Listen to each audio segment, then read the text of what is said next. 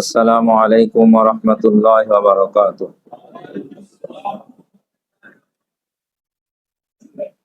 আলহামদুলিল্লাহি কাফা ওয়া সালামুন আলা ইবাদিহিল্লাযীনা ইসতাফা।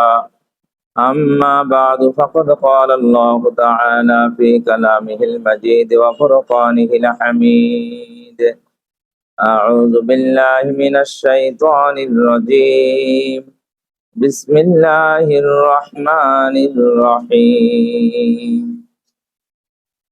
يا أيها الناس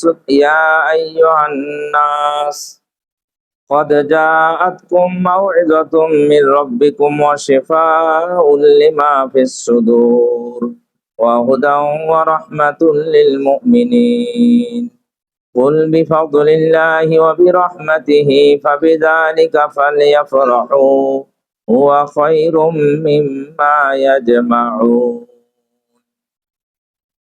وعن عائشة رضي الله تعالى عنها قالت كان خلقه القرآن أو كما قال عليه الصلاة والسلام। সম্মানিত মুসল্লিয়ানে কেরাম, সমস্ত প্রশংসা আল্লাহ সুবহানাহু ওয়া তাআলার জন্য, যিনি আমাদেরকে পবিত্র রবিউল আউয়াল মাসের 7 তারিখে তার পবিত্র ঘরে জুম্মার দিনে জুম্মার নামাজ আদায়ের উদ্দেশ্যে সমবেত হওয়ার তৌফিক দান করলেন। সেই মহান আল্লাহ তাআলার দরবারে কালিমাত শুকর আদায় করি, সকলেই পড়ি আলহামদুলিল্লাহ। অতঃপর অসংখ্য দরুদ ও সালাম অনন্তকাল পর্যন্ত বর্ষিত হোক আমাদের প্রিয় রাসূলের উপর, যেই মহান রাসূল যেই মাসে, যেই সময়ে, যেই মুহূর্তে আগমন করেছেন এই পৃথিবীতে, তার আগমনের কারণে সেই সময়, সেই মাস, সেই জায়গা মহা সম্মানিত হয়েছে। সেই রাসূলের শানে দরুদ ও সালাম পাঠ করি, সকলেই পড়ি সাল্লাল্লাহু আলাইহি ওয়াসাল্লাম। পৃথিবীতে মানুষ তো বহু প্রকারের, যে প্রকারের গণনা করে আমরা শেষ করতে পারবো না। পৃথিবীতে এমনও মানুষ ছিল যারা রাসূলুল্লাহ সাল্লাল্লাহু আলাইহি ওয়াসাল্লামের আগমনের আগেই, পৃথিবীতে শুভ আগমনের আগেই তারা রাসূল সাল্লাল্লাহু আলাইহি ওয়াসাল্লামের উপর ঈমান এনেছিলেন। নবীজির কি হয়নি, এখনো জন্ম হয় নাই, পৃথিবী তাশরীফ আনেননি, তার আগেই নবীজির উপরে ঈমান আনয়ন করেছেন এমন মানুষও পৃথিবীতে ছিলেন। যে বলবেন যে আগমনই হয়নি, সে জানলো কিভাবে? কোরআনে আর হুজুরি আসে নাই, কোরআন আসলো কোত্থেকে? হুজুরি তো আসে নাই, কোরআন আসলো কোত্থেকে? পূর্ববর্তী আসমানি কিতাবে রাসূলুল্লাহ সাল্লাল্লাহু আলাইহি ওয়াসাল্লামের বিস্তারিত বিবরণ ছিল। তাওরাতে ছিল, ইনজিলে ছিল, জবুরে ছিল। পূর্ববর্তী আসমানি কিতাব সমূহে নবীজির বিস্তারিত বিবরণ। বিস্তারিত বিবরণ কি সহজ কথা? তার বাপের নাম, মায়ের নাম, বংশের নাম, জায়গা, তার অবয়ব, একেবারে বিস্তারিত, কোথায় হিজরত করবেন, সবকিছু বিস্তারিত বিবরণ ছিল। এই সমস্ত বিবরণ যারা ওই পূর্ববর্তী কিতাব পাঠ করেছিল, তাদের মধ্যে সকলেই নয়, কেহ কেহ নবীজি সাল্লাল্লাহু আলাইহি ওয়াসাল্লামের উপরে ঈমান আগেই নিয়ে এসেছিলেন। 500 বছর আগের একটা ঘটনা আছে। নবীজির জন্মের কত বছর আগে? নবীজির জন্মের 500 বছর আগের ঘটনা কিতাবের মধ্যে আছে। সেই ব্যক্তি ইনজিল কিতাবে, তাওরাত কিতাবে নবীজি সাল্লাল্লাহু আলাইহি ওয়াসাল্লামের বিস্তারিত বিবরণ শুনেছেন, পড়েছেন। পড়ার পরে সে একটা চিঠি লিখছে, চিঠি, যে আমি নবীজি সাল্লাল্লাহু আলাইহি ওয়াসাল্লাম আখিরি জামানার যে নবী আসবেন, যার নাম হবে মুহাম্মদ সাল্লাল্লাহু আলাইহি সাল্লাম, আমি তার উপরে ঈমান আনলাম।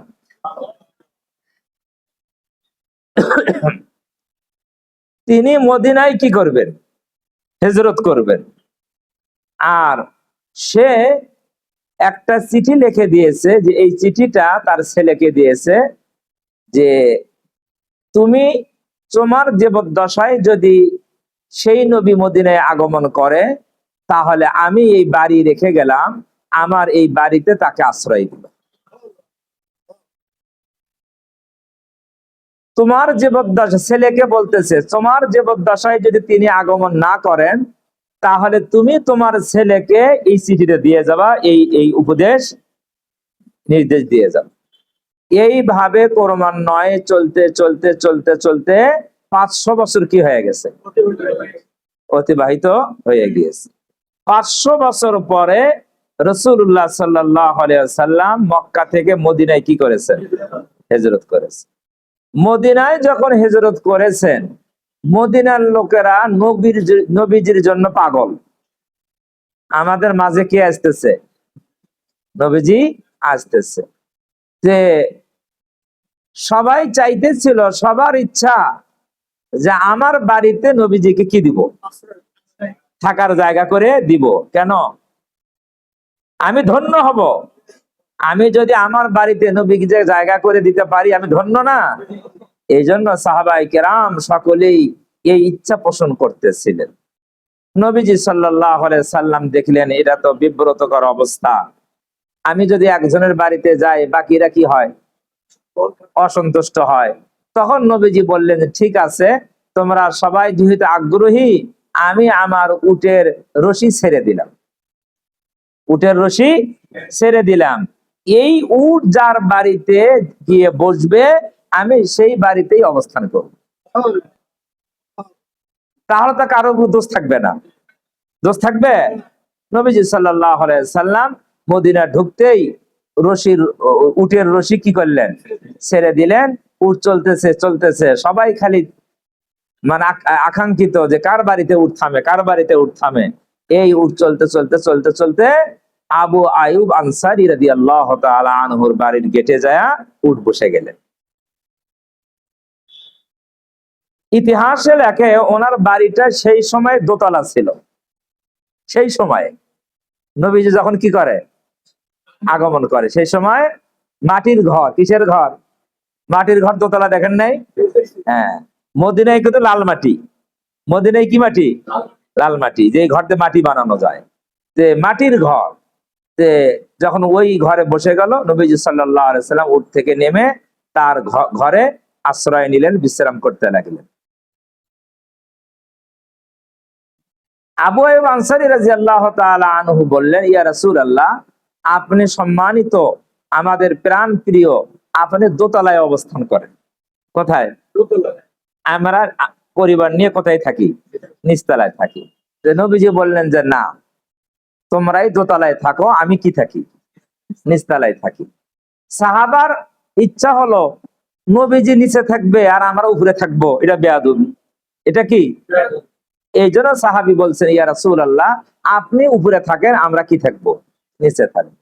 নবীজির চিন্তা হলো আরেকটা, যে নবীজির কাছে সাহাবায়ে কেরাম ভক্তবৃন্দ দেখা সাক্ষাৎ করতে আসবে না? এখন যদি দোতলায় থাকে, তাহলে নিচতলা দিয়ে তো দোতলায় যাইতে হবে। তাহলে দোতলার লোকের কি হবে? ডিস্টার্ব হবে। কি হবে? অসুবিধা হবে না? বারবার দরজা খুলে দাও, গেট খুলে দাও, এটা কি হবে? তাদের ডিস্টার্ব হবে। রাসূল সাল্লাল্লাহু আলাইহি সাল্লাম কোন সময় কোন মানুষের কষ্ট হোক, ডিস্টার্ব হোক, এটা কোন সময় চাইতেন না। এই ঘটনা থেকেই বোঝা যায়। নবীজি সাল্লাল্লাহু আলাইহি সাল্লাম বল, তোমরাই দোতলায় থাকো, আমি নিচতলায় থাকি। নবীজি সাল্লাল্লাহু আলাইহি সাল্লাম নিচতলায় অবস্থান করা শুরু করলেন।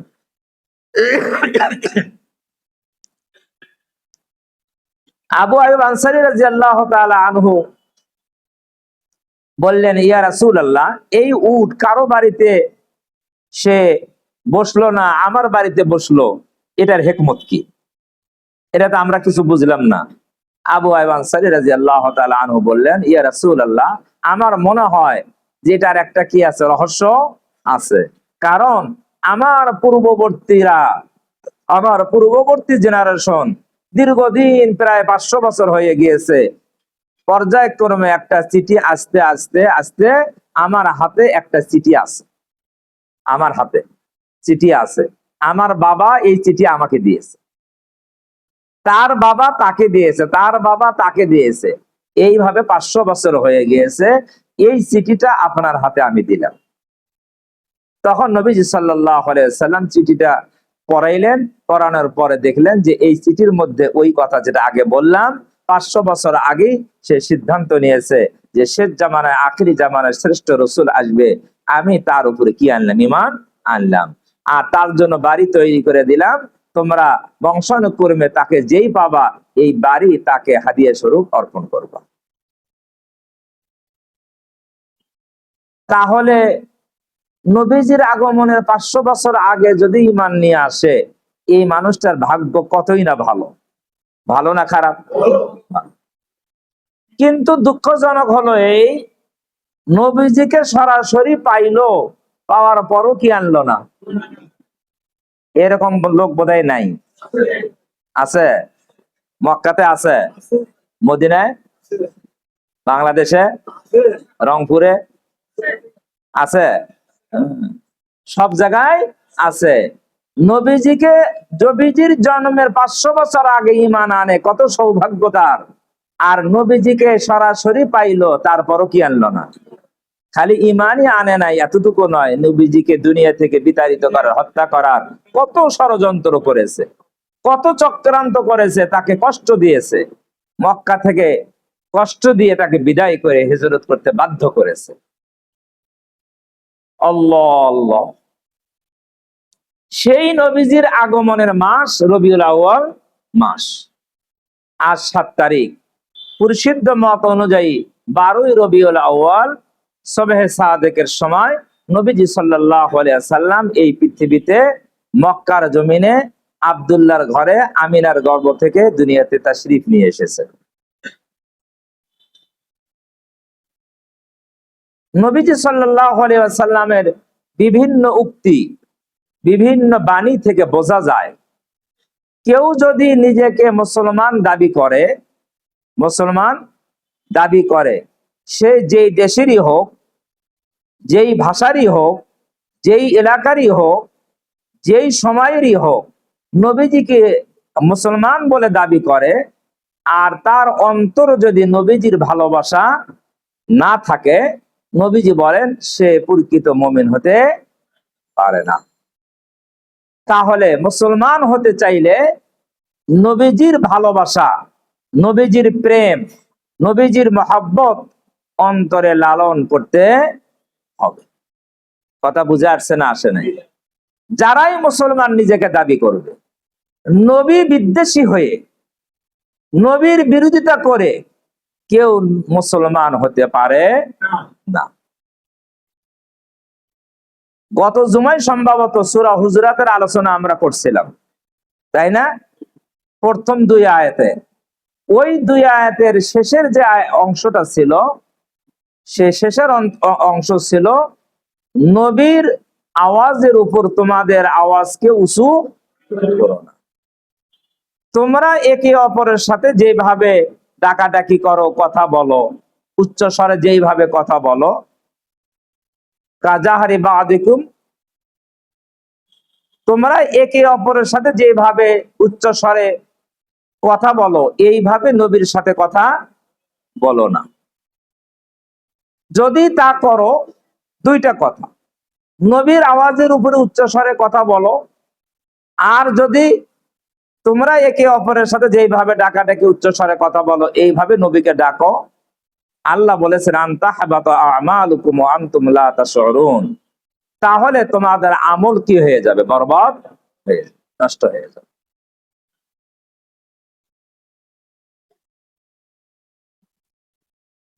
নবীজির আওয়াজের উপরে আওয়াজ উঁচু করা, এটা গুনাহের কাজ। কিসের কাজ? গুনাহের কাজ। একে অপরকে যেভাবে ডাকা হয় ওইভাবে নবীকে সম্বোধন করে ডাকা, এটাও গুনাহের কাজ। কিন্তু গুনাহের কাজ করলে আমল নষ্ট হয়, এই কথা প্রশ্ন। আমি বলেছিলাম কথা যদি মনে থাকে তাহলে বলবো। তো আমার মনে হয়েছে গুনাহের কাজ করলে কি আমল নষ্ট হয়? নষ্ট হয় না। এখানে দেখা যাচ্ছে গুনাহের কাজ করে আমল কি হচ্ছে? তাহলে প্রশ্ন এখানে, এটা কেমন গুনাহ যে গুনার কারণে আমল নষ্ট হয়ে যাচ্ছে? আপনি জুমার নামাজ পড়লেন, বের হয়ে একটা মিথ্যা কথা বললেন, তো মিথ্যা কথা গুনাহের কাজ, কবিরা গুনাহ, তার নামাজটা কি নষ্ট হবে? হ্যাঁ, নামাজ ভঙ্গ হওয়ার তো কারণ এটা নয়, নামাজ তো নষ্ট হওয়ার কথা নয়। নামাজের মতো নামাজ হবে, গুনার মতো কি হবে? গুনাহ হবে। গুনার জায়গায় কি হবে? গুনাহ হবে। আর নামাজের মতন কি হবে? নামাজ হবে। কিন্তু এখানে বলতেছে এই গুনাহ করলে আমল কি হয়ে যাবে? তাহলে সূত্র অনুযায়ী একটু কি হয়? বিভ্রান্ত সৃষ্টি হয়। ইসলামের অনেক সম্প্রদায় আছে, আমি বলছি মানুষের প্রকারের কোনো অন্ত নাই। এক প্রকারের মুসলমানেরা বলে যে গুনাহের কারণে আমল কি হয়? নষ্ট হয়। তাদের দলিল কোরআন শরীফের এই আয়াত। এই যে আয়াত বললাম, আনতা হাবাতা আমালুকুম ওয়া আনতুম লা তাশউরুন, এই যেখানে গুনাহ করছে আমল কি হয়ে গেল? তাহলে তো কোরআনই বলতেছে গুনাহ করলে আমল কি হয়। অতএব যে কোনো গুনাহ করলে আমল কি হয়ে যায়। আহলে সুন্নাত ওয়াল জামাতের আকীদা হলো গুনাহের দ্বারা আমল নষ্ট হয় না, আমল নষ্ট হয় কুফুরের দ্বারা, শিরকের দ্বারাই। কুফুর শিরকের দ্বারাই আমল কি হয়? নষ্ট হয়। সাধারণ গুনাহের দ্বারাই কি হয় না? আমল নষ্ট হয় না। বরং কবিরা গুনাহ, সগীরা গুনাহ যেগুলা, এগুলা তো আমলের দ্বারাই মাফ হয়ে যায়। সগীরা গুনাহ কি হয়? ওযু করলে সগীরা গুনাহ কি হয়? নামাজ পড়লে সগীরা গুনাহ কি হয়? এলা অটো মাফ হয়, অটো।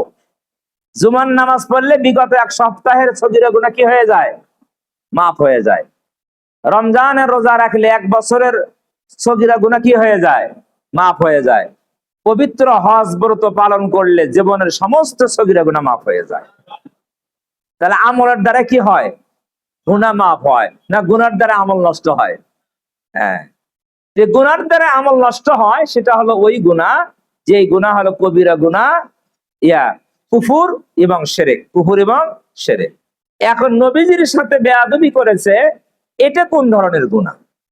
আহলে সুন্নাত ওয়াল জামাতের আকীদা হলো নবীজির সাথে যদি কোনো বেয়াদবি কেউ করে তাহলে এটা সাধারণ গুনাহ নয়, এটা কি হয়ে যায়? কুফুর হয়ে যায়।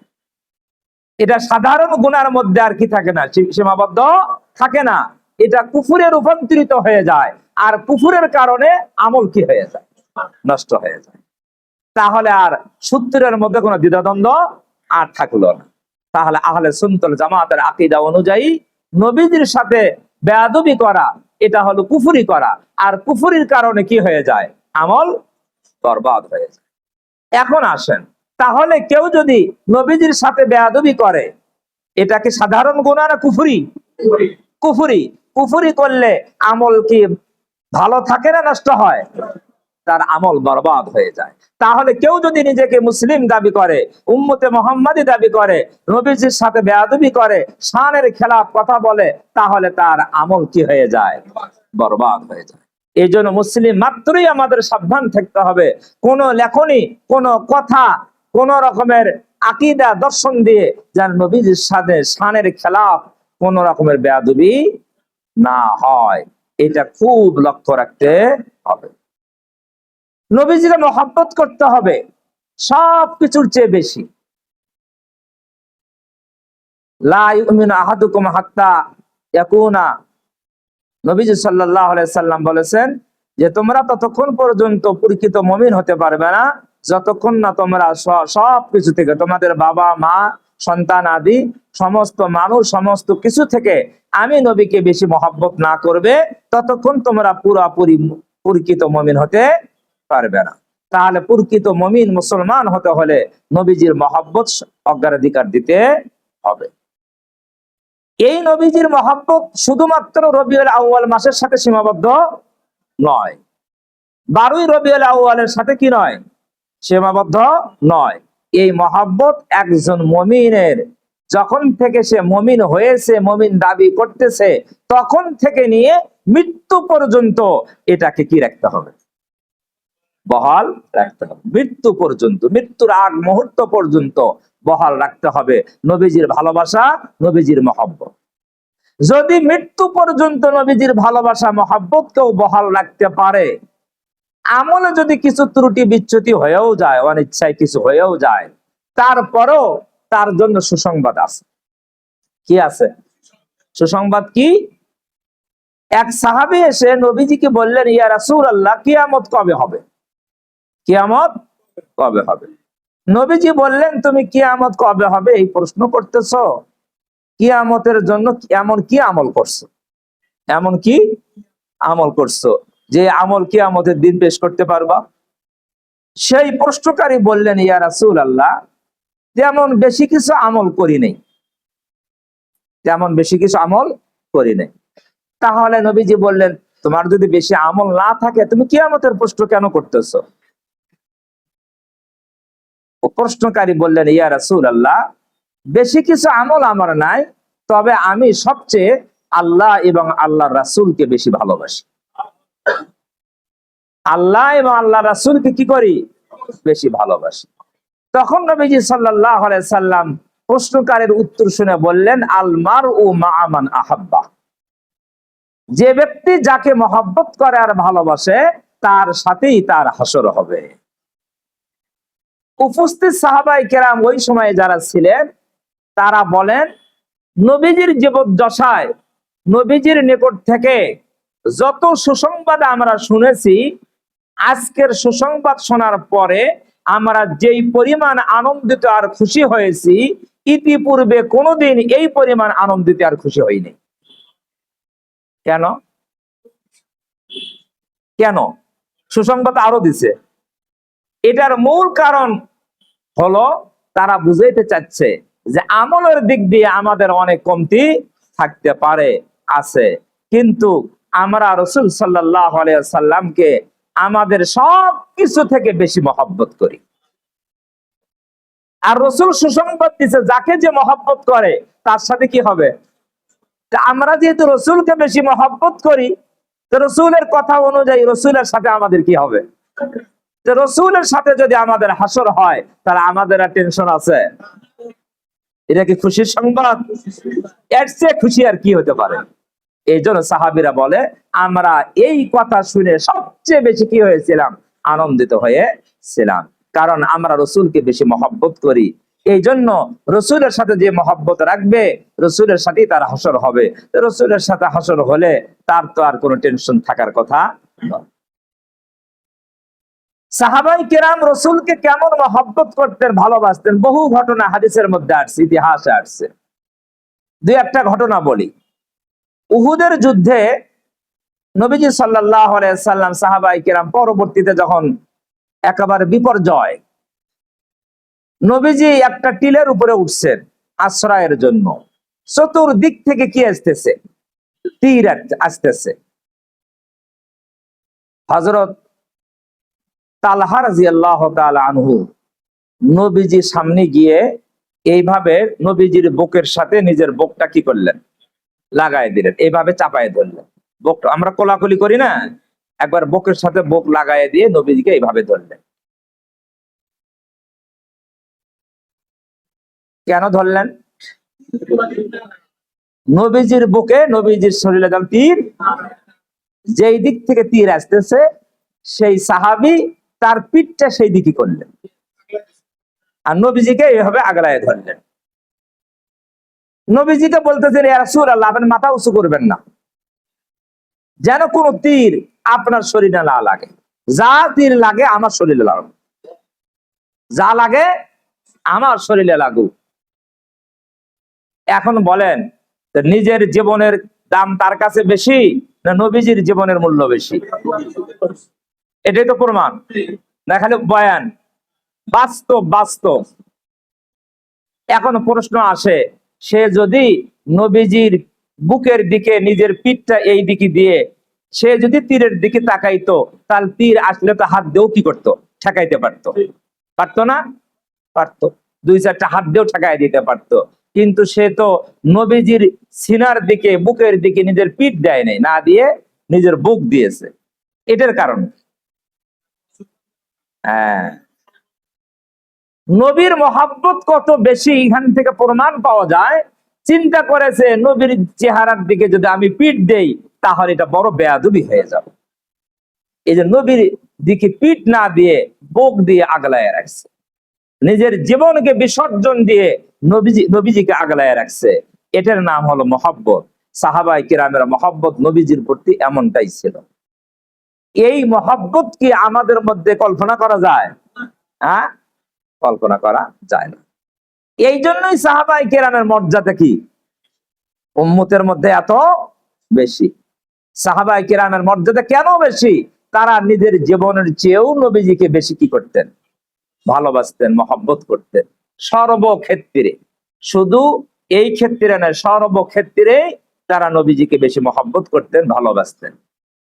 আমরা মনে করি রবিউল আউয়াল, আউয়াল মাস আসলে নবীজির শানে আমরা অনেক কিছু করি, মিলাদ শরীফ পড়ি, সিরাতুন নবী অনুষ্ঠান করি, অনেক কিছু করি, মহব্বতের বহির্ভাগ আমরা প্রকাশ করি, মহব্বত প্রকাশ করি। কিন্তু এই মহব্বত যেন একটা মাস দিনের সাথে কি না হয়, নির্দিষ্ট না হয়, খাস না হয়। এটা যেন আমার জীবনে আজীবন আমার মধ্যে আমি লালন করতে পারি, আজীবন আমার মধ্যে লালন করতে পারি। নবীজি সাল্লাল্লাহু আলাইহি ওয়াসাল্লামের মহব্বত ছাড়া কোন মানুষ প্রকৃত ঈমানদার হতে পারবে না।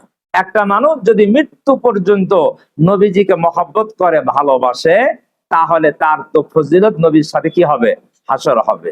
আরেকটা ফজিলত বলি, অন্যদিকে যাব, সেটা হলো এই যে ব্যক্তি মৃত্যু পর্যন্ত নবীজিকে মহব্বত করে ভালোবেসে কবরে চলে গেল, এই ব্যক্তিকে যখন কবরে রাখা হলো, এই ব্যক্তিকে কবরে রাখলে যে তিনটা প্রশ্ন করা হবে, তার মধ্যে একটা প্রশ্ন হবে মা হাযার রাজুল। নবীজি সাল্লাল্লাহু আলাইহি ওয়াসাল্লামের চেহারা দেখে প্রশ্ন করবে ফেরেশতারা, এই ব্যক্তি কে? তুমি কি এই ব্যক্তিকে চেনো? আপনি যে একেবারে ওই মাথার থেকে এইদিকে আসতেছেন, ব্যাপারটা কি আপনার?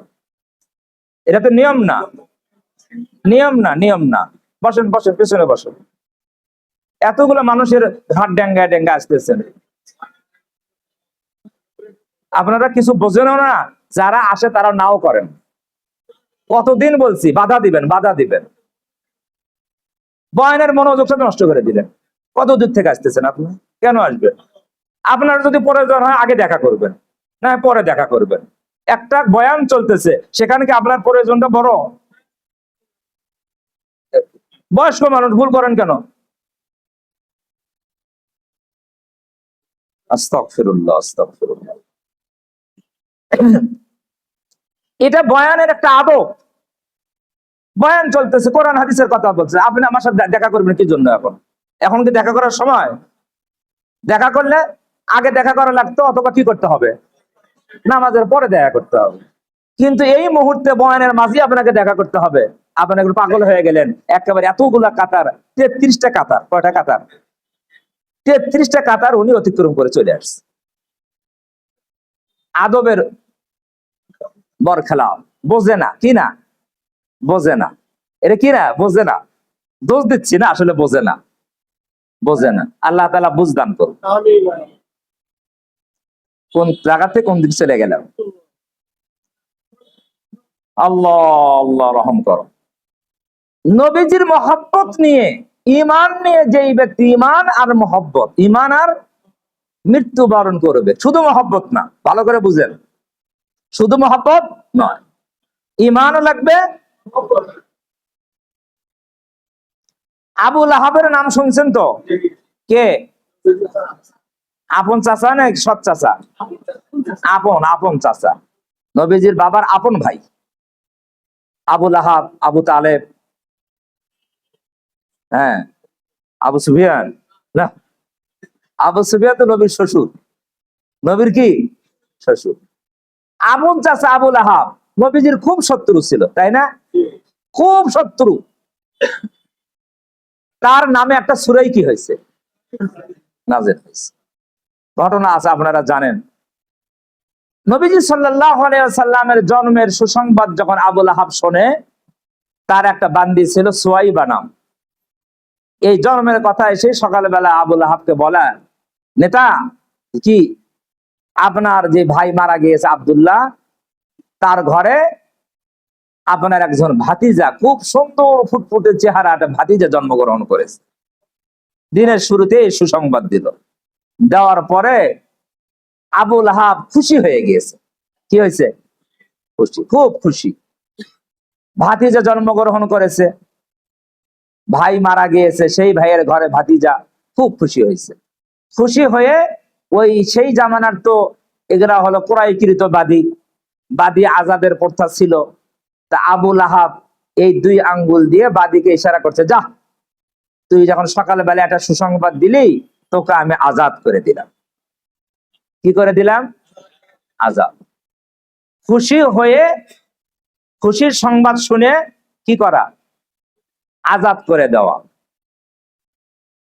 খুশি হয়ে যে খুশির সংবাদ দেয় তাকে কিছু দেওয়া, এটা ভালো কাজ, এটা সুন্নতের অন্তর্গত। খুশির সংবাদ যে দেয় তাকে কি দেওয়া? কিছু হাদিয়া দেওয়া, এটা সুন্নত। এটা কি সুন্নত। যদি কিছু দিতে নাও পারেন, একটা হাদিয়া দিবেন, জাযাকাল্লাহ। কি হাদিয়া দিবেন? এতে তো টাকা লাগবে না তো। কেউ যদি খুশির সংবাদ শোনায়, কিছু হাদিয়া দিতে না পারলে কি বলবেন? কমপক্ষে জাযাকাল্লাহ, আল্লাহ তোমাকে উত্তম জাযা দান করুন। এও তো বড় হাদিয়া, তাই না?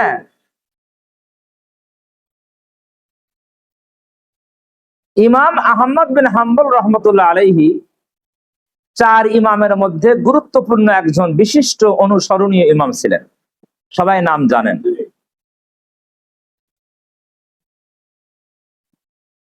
তখনকার যুগের বাদশাহ তার বিরোধী ছিল, ওনার জামানা কয়েকজন বাদশাহ একের পর এক।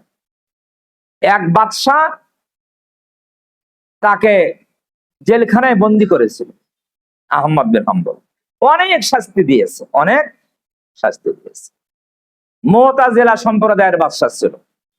তখন একটা বিষয় নিয়ে অনেক মতবিরোধ চলতেছিল, কি আল্লাহর কোরআন এটা কি আল্লাহর সৃষ্টি না সৃষ্টি নয়? এই কথা নিয়ে মতবিরোধ ছিল। আল্লাহর সৃষ্টি মানে মাখলুক, সৃষ্টি মানে কি, যে কোরআনটা কি মাখলুক না মাখলুক না? আপনারা তো বলে দিলেন আল্লাহর সৃষ্টি, বলে দিলেন না? আপনাদের কথা ভুল। কথা কি? এটাই তো আমাদের অভ্যাস, আমরা অনেক জিনিস না জেনে উত্তর দিয়ে দিই, না জেনে কি দেই। আর সাহাবায়ে কেরামের আদব কি ছিল? জানা থাকলেও উত্তর দিত না। তারা বলতো আল্লাহ এবং আল্লাহ রসুল কি জানে, ভালো জানে। গত জুমাও তো এই কথা বলছি, ইবনে আব্বাসের কথা বলি নাই? হ্যাঁ। তে আল্লাহর কোরআন এটা আল্লাহর গুণ, আল্লাহর কথা নয়, আল্লাহর কথা। তে কথাটা, আমি যে কথা বলতেছি এটা আমার গুণ না। তা আল্লাহর কোরআন এটা আল্লাহর কথা, আল্লাহর কালাম। তা আল্লাহর কালাম এটা মাখলুক না, সৃষ্টি নয়। আল্লাহ যেমন সৃষ্টি নয়, আল্লাহর কথাও কি নয়, সৃষ্টি নয়, এটা মাখলুক নয়। কথা বুঝছেন? ওই সময় এই বিষয়টা নিয়ে পুরা জাতির মধ্যে বিভ্রান্ত। জাতির এক গ্রুপ বলে কোরআন হলো মাখলুক, আল্লাহর সৃষ্টি। আরেক গ্রুপ বলে কোরআন কি নয়, মাখলুক নয়, এটা আল্লাহর কালাম। আল্লাহর কি কালাম। আল্লাহ যেমন মাখলুক না, আল্লাহর কথাও কি নয়, মাখলুক না। বাদশাহ ছিল মুতাজিলা, মুতাজিলা সম্প্রদায়। বাদশার বিশ্বাস ছিল কোরআন কি মাখলুক। দেশের অনেক আলেম ওলামা, তো বিভিন্ন ধরনের আলেম ওলামা আছে না? অনেক সময় কিছু আলেম ওলামা থাকে, যখন যে বাদশা থাকে তার পক্ষ অবলম্বন করে, আছে না? সব যুগেই থাকে, সব যুগেই থাকে। কিছু হালুয়া রুটি নেওয়ার জন্য তারা এটা অবলম্বন করে, সব যুগেই থাকে এটা। যে সেই যুগেও ছিল, যে সেই যুগের অনেক আলেম ওলামারা তারা বাদশার মতের সাথে কি হয়ে গেছে, একমত। বলছে যে হ্যাঁ কোরআন তো এটা মাখলুক। যে বাদশা বলছে যে না, তোমাদের কথা আমি বিশ্বাস করি না, তোমরা মাখলুক বলো আর আমি মাখলুক বলি, এতে আসা যায় না। ইমাম আহমদ বিন হাম্বল যদি মাখলুক বলে তাহলে আমি বিশ্বাস করি। তাহলে বোঝেন ইমাম আহমদ বিন হাম্বলের মর্যাদা ওই যুগে কেমন ছিল। কথা বোঝেন নাই? ইমাম আহমদ বিন হাম্বল কি বলে, ওনার কাছে লোক পাঠানো হয়েছে, উনি বলছে যে না, কোরআন তো মাখলুক নয়। কোরআন কি নয়? এটা আল্লাহর কালাম। আল্লাহ যেমন মাখলুক না খালেক, আল্লাহর কালামও কি নয়, মাখলুক নয়।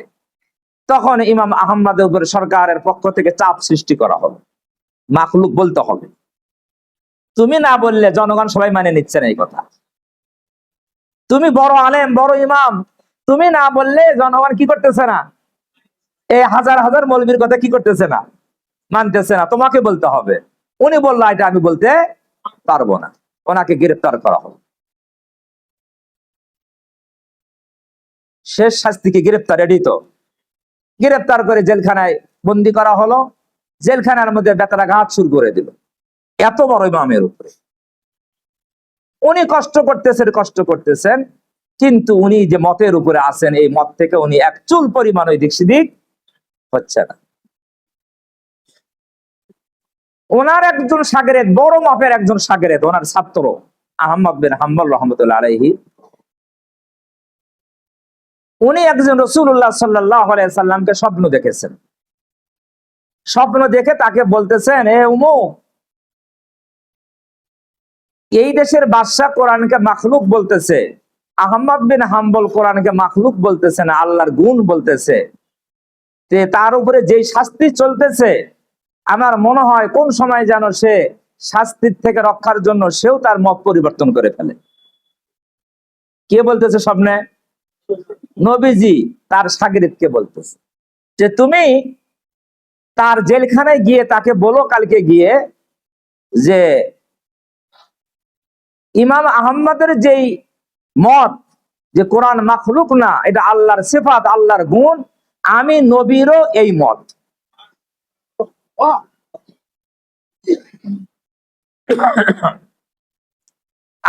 ইমাম আহমদের যে মত, আমি নবীরও কি সেই মত। এই সুসংবাদটা তুমি ইমাম আহমদকে শুনিয়ে দিও। পরের দিন যথাসময়ে তার শাগিরের জেলখানায় অনুমতি নিয়ে তার সাথে সাক্ষাৎ করছে। সাক্ষাৎ করে তাকে নবীজির এই সুসংবাদ শুনিয়ে দিয়েছেন। যে সুসংবাদ যখন সে শুনাইছে, সে তো জেলখানায়, যে সুসংবাদ যে শোনায় এই ব্যক্তিকে কিছু হাদিয়া দিতে হয়, যে কথাতেই ঘটনার চলে আসছে, কিছু হাদিয়া দিতে হয়। কিন্তু ইমাম আহমদ বিন হাম্বলের কাছে ওই মুহূর্তে কোন হাদিয়া কিছুই দেওয়ার মতো কিছুই ছিল না। ওনার একটা জামা ছিল, গায়ে দেওয়ার একটা জামা, ওই জামাটা খুলে ওই সুসংবাদ দাতাকে উনি হাদিয়া দিয়ে দিলেন। এখন বলেন, যারা আল্লাহ ওয়ালা হয় তারা কত নবীর আশেক হয়, কত বিপদের মধ্যেও তারা সুন্নতকে ভুলে যায় না।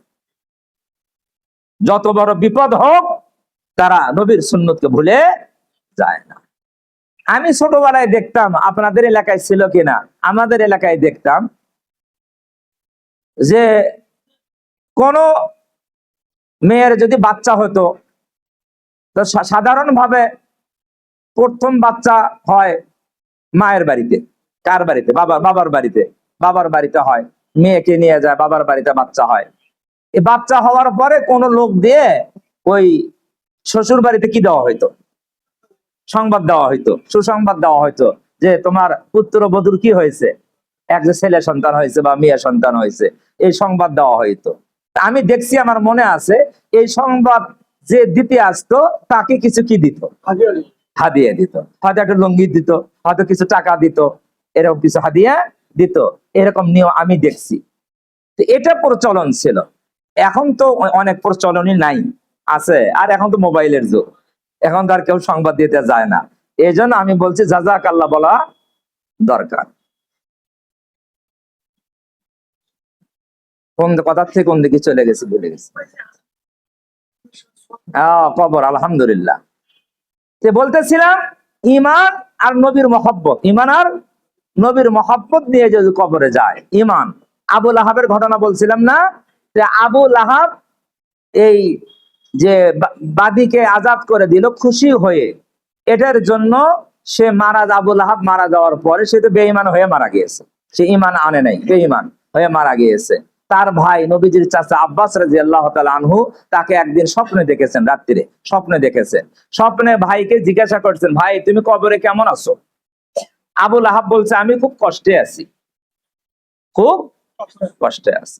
তবে ভাতিজা মুহাম্মদ সাল্লাল্লাহু আলাইহি ওয়াসাল্লামকে যেই দিন তার জন্মের কথা আমার বাদী আমাকে শুনিয়ে দিয়েছিল, আমি খুশি হয়েছিলাম। খুশি হয়ে আমার বাদীকে 2 আঙ্গুল দিয়ে ইশারা করে আজাদ করে দিয়েছিলাম। এই জন্য প্রতি সোমবারে তার জন্মের দিনে আমি এই 2 আঙ্গুল চুষলে একটু ঠান্ডা পানি পাই, আর আমি একটু শাস্তি কি লাঘব অনুভব করি, আমার শাস্তিটা লাঘব কি করি অনুভব করি। তাহলে আবু লাহাব সে ইমান আনে নাই, নবীজির জন্মের খুশি সে কি করেছিল প্রকাশ করেছিল। এই খুশি হয়েছিল না শুধু প্রকাশ, খালি প্রকাশ না, খুশি হয়েছিল, 100 ভাগ খুশি হয়েছিল। খুশির কারণেই তো আজাদ করে দিচ্ছে বান্দিকে। খুশি হওয়ার কারণে আল্লাহ তাআলা কাফের হওয়ার পরও তার আজাব কি করে দিচ্ছেন, প্রতি সোমবারে একটু হালকা করে দিচ্ছেন। তাহলে যদি কোনো ইমানদার নবীর জন্য আনন্দিত হয়, খুশি হয়, তাহলে এই মুমিন, এই মুসলমানের সুসংবাদটা কি আরো বড় হবে না? আরো বড় হবে কিনা? আরো বেশি হবে। কিন্তু ঘটনা হলো নবীর মহব্বত আর ইমান, ইমানও শর্ত, মহব্বতও কি শর্ত। যদি ইমান না থাকে, শুধু মহব্বত থাকে, তাহলে আবু লাহাবের মতন হবে। কার মতো হবে? আবু লাহাবের। হয়তো কিছু শাস্তি হালকা হতে পারে, কিন্তু জাহান্নাম থেকে মুক্তি পাওয়ার কোনো বুদ্ধি নাই। যদি শুধু ভালোবাসা থাকে, ইমান না থাকে, তাহলে ইমান থাকতে হবে, ভালোবাসাও থাকতে হবে। ইমান আর ভালোবাসা যদি থাকে, আরেকটা সুসংবাদ দেই, যখন কবরে বলবে মা হাজার রজুল, এই ব্যক্তিকে তুমি কি চেনো? তখন ইমান আর ভালোবাসা নিয়ে, ইমান আর নবীর ভালোবাসা নিয়ে যদি কবরে যায় কোন ব্যক্তি, কোন মুসলমান, তাহলে ওই ব্যক্তি বলবে আযা মুহাম্মাদুর রাসূলুল্লাহ সাল্লাল্লাহু আলাইহি ওয়াসাল্লাম। কথা বুঝতে পারছেন না পারেন নাই? ইমান আর মহব্বত যদি থাকে, তাহলে বলতে পারবে উনি তো আমার প্রাণ প্রিয় রাসূল মুহাম্মদ সাল্লাল্লাহু আলাইহি ওয়াসাল্লাম। আর এই উত্তর যদি দেয়, তাহলে কবরে কি আর জাহান্নাম থাকবে না জান্নাতের টুকরা হবে? জান্নাতের টুকরা হবে। আর যদি ইমান না থাকে, কি না থাকে? ইমান না থাকে, শুধু মহব্বত দিয়ে এই উত্তর দেওয়া সম্ভব হবে না। এই জন্য ইমানকে খাঁটি রাখতে হবে, মহব্বতও রাখতে হবে। কারো ইমান খাঁটি তো হবেই না মহব্বত ছাড়া, ইমান খাঁটি হবেই না মহব্বত ছাড়া। তবে মহব্বত হতে পারে ইমান ছাড়া, মহব্বত হতে পারে ইমান। যেমন আবু লাহাবের মহব্বত ছিল, আবু তালেবের মহব্বত ছিল। আবু তালেবের মহব্বত ছিল না? নবীজিকে এই পরিমাণ মহব্বত করেছে যা কল্পনাই করা যায় না। সে মৃত্যু পর্যন্ত নবীজিকে আশ্রয় দিয়েছে আবু তালেব, হযরত আলীর বাবা। কিন্তু ইমান ছিল না, ইমান আনে নেই, মহব্বত ছিল। তাহলে ইমান ছাড়া মহব্বত থাকতে পারে, কিন্তু মহব্বত ছাড়া কি থাকতে পারে না? ইমান থাকতে পারে না। এই জন্য আমরা যারা ইমানের দাবিদার, আমরা যারা নবীর ইমানের দাবি করি যে আমরা মুমিন মুসলমান, তাহলে নবীজির মহব্বত অবশ্যই রাখতে হবে। এখন নবীজির মহব্বতের ছোট্ট একটা কি দেই, এই উদাহরণ দেই, কিভাবে নবীজিকে মহব্বত করা যায়। নবীজি সাল্লাল্লাহু আলাইহি ওয়াসাল্লাম বলেছেন, মান আহাব্বা সুন্নতি ফাকাদ আহাব্বানি। যে ব্যক্তি আমার আদর্শ, আমার সুন্নাহকে মহব্বত করলো, আমার সুন্নাহকে কি করলো? ফাকাদ আহাব্বানি, সে আমি নবীকেই মহব্বত করবে। ওমান আহাব্বানি, আর যে ব্যক্তি আমাকে মহব্বত করলো, কানা মাই ফিল জান্নাহ, সে ব্যক্তি আমার সাথেই জান্নাতে থাকবে। তাহলে নবীজিকে মহব্বত করার আলামত কি? নবীর সুন্নাহকে কি করা? মহব্বত করা। নবীর সুন্নাহকে মহব্বত করার আলামত কি? নবীর সুন্নাহ অনুযায়ী জীবন পরিচালনা করা। কথা বুঝছেন না বোঝেন নাই? নবীর সুন্নাহকে মহব্বত করা মানে নবীকে মহব্বত করা। আর নবীর সুন্নাহকে মহব্বত করার আলামত কি? নবীর সুন্নাহ অনুযায়ী জীবনযাপন করা।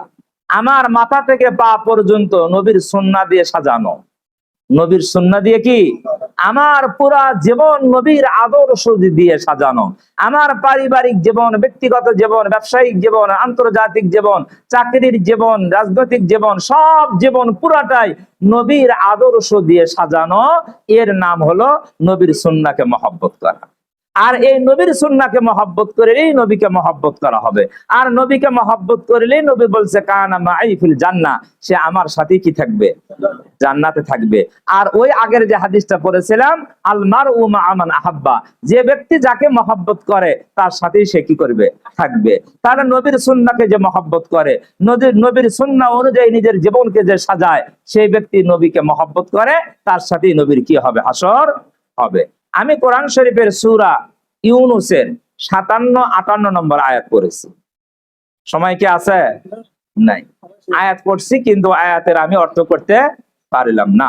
আল্লাহ তাআলা যদি তৌফিক দান করেন, এই দুই আয়াতের আলোচনা হবে আগামী জুম্মায়, যদি আল্লাহ তৌফিক দান করেন। ওমা তাওফিকি ইল্লা বিল্লাহ। কাবিল আল জুম্মা।